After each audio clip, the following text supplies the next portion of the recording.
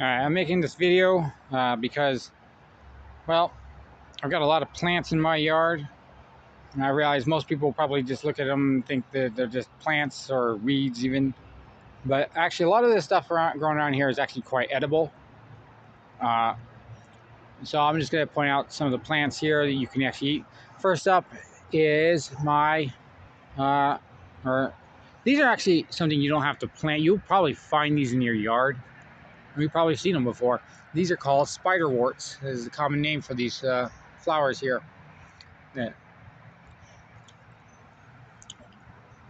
They are completely edible, at least above ground. Don't try to eat the root, but the flower, the stalk actually is pretty good. It's got a texture of a green bean. Flowers are good. They don't really offer a lot of flavor, but they're very colorful. So they, so you can get a better close-up look of there. Yeah, there you go.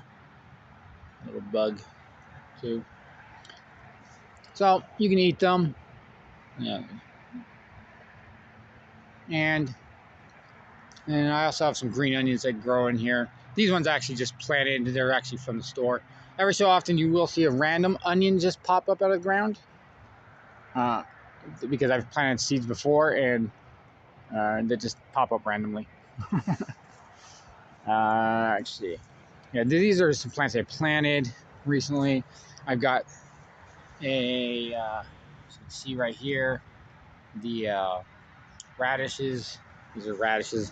These will also pop up in random places too, although if you don't plant them right, you will get a lot of leaf and very little root, or not a thick root bulb like you see in the grocery stores. This one's coming up pretty fine. This, let's see, I saw there was one of them. Yeah, so some of these have like really thin roots because they grew too close together. It's one of the things you gotta remember about radishes: don't grow them too close together. What happened here is when I was planting, some of the seeds spilled out of the package. Okay, anyways, we also have some lilies I planted. These are actually edible too. It's one of the reasons I went and planted them in my yard here. The other plants here are actually some plants I rescued from a nursery that was clearing some plants dying. This right here is actually a squash plant. You will find these popping up all over the place too. Though, if you don't a lot of times you have to hand pollinate them to actually get any squashes out of them. Got a sunflower. Someone cut the top off, so unfortunately the big one's gone. But they got a bunch more blooms coming up, so that'll be good. We got this one planted itself. This is a marigold. So you can get closer in. Yeah. And marigolds are actually quite edible. The leaves taste, they have kind of a minty flavor to them. Got a couple, doesn't look quite, it's just started growing, but that's actually a zinnia. Same thing with this one right there. Okay. Oh, right here. These guys, you can find these growing all over the place. They are very good to have. These are amaranths. This is an amaranth plant right here. That's the seeds right there. You can eat those. You can eat the leaves. There's usually not much root to them, so you wouldn't bother trying to go for the root. But you can eat pretty much everything above ground. With the lilies, you can actually you can eat the. That's a nice blooming one right there. Well, it was yesterday, and now it's starting to die. You can eat everything: the flower, the leaves, and the root bulb. It's a bulb. It looks kind of like an onion, actually. Not really the same flavor as an onion, but it tastes like an onion. It looks like an onion. I mean. All right, let's see. Go back. Oh, I also have several papaya trees growing. They are kind of like weeds in Florida. You can see them popping up all over the place. This one's actually got a flower, although I don't expect it to actually fruit. It's too young. All the ones I've got are too young. They're only a couple years old. Let's see. Got a couple more over here. That's also papaya tree. Papayas are actually pretty expensive, so having papaya trees can save you a lot of money if you like papaya. Oh, now here's a cosmos. It's quite well in bloom here. The leaves are very edible. Flowers don't really taste like much, although some people like to put them in their salads to make them colorful. Now, you'll see these literally all over the world, not just in Florida, but pretty much everywhere. These are actually edible. You shouldn't cut. Most people will go ahead and cut these down because they're just annoying. They're really weeds, but they're important for bees. Uh, they actually produce a lot of natural bee pollen. These are called Biden's alba. As you can tell by the flower and then the leaf structure. And their leaves are bitter. You do not want to eat them, but they are technically edible. So you can't eat them. I did not plant any of those, of course. You never need to plant those. They'll always pop up on their own. But they're actually nutritious, at least in the antioxidant sense, I guess. Now, this is my Thai basil. It is going to seed. Producing a lot of seeds, actually. Basil, the leaves have gotten small, so they're not really. You could harvest it still, but you can actually eat these. These are a sweet kind of basil, so you can actually eat them raw. You don't have to dry them out or anything. Let's see what else we got here. You notice I have lots of spiderworts. Lots and lots of spiderworts. Oh, yeah. This one I actually have in a container. This is a mustard plant over here. You got some of the mustard flowers growing right there still. Most of it's gone to seed. I intentionally let it go to seed because I wanted to collect up seeds.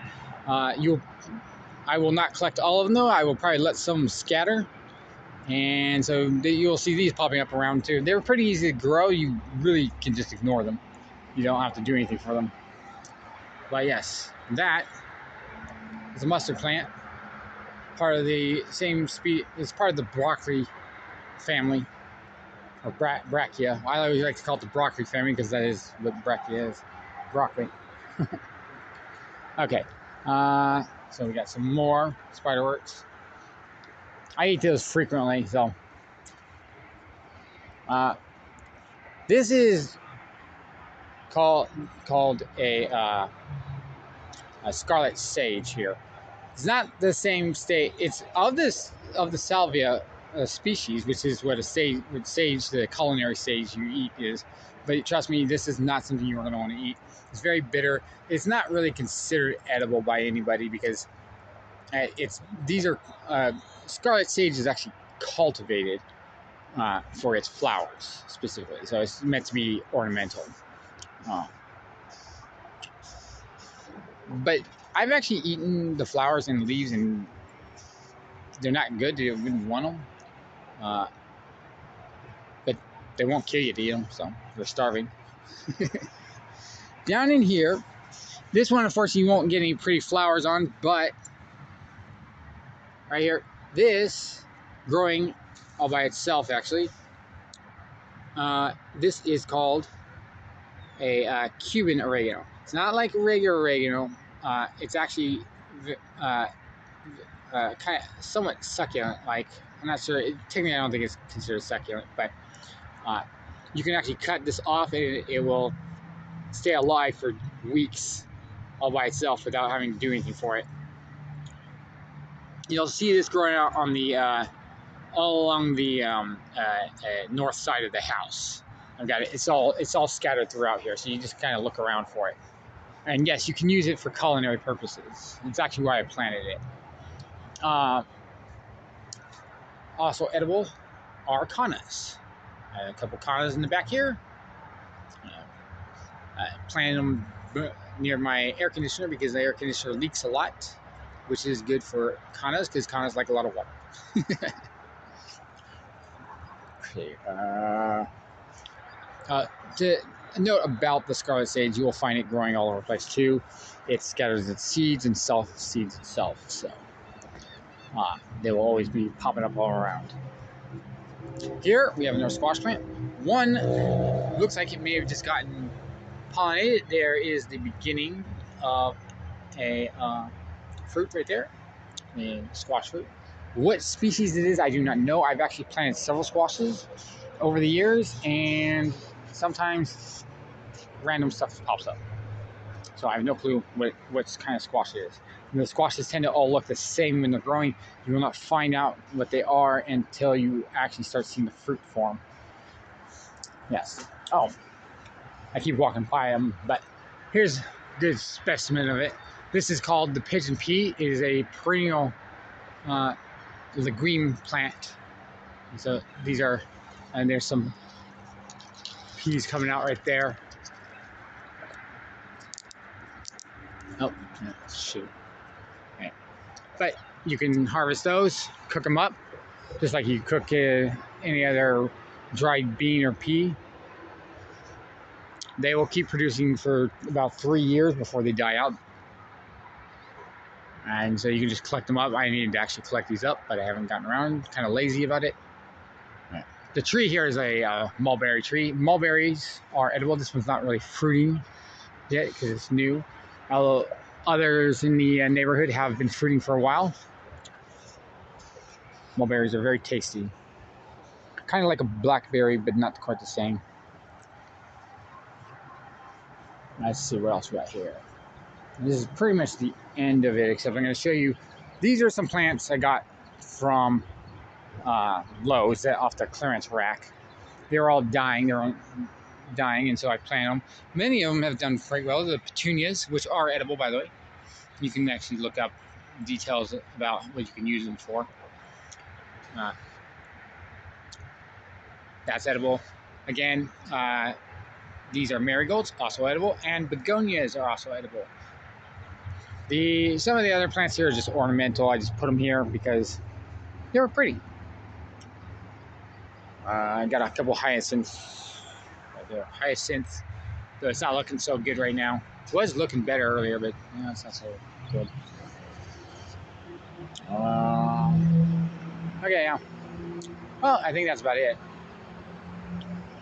So yes, there's quite a bit of edible plants before you go off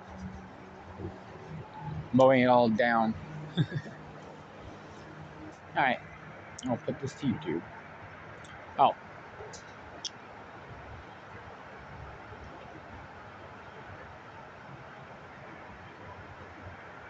Huh. Wait. Sorry. Another scarlet sage apparently has popped up in the yard right there.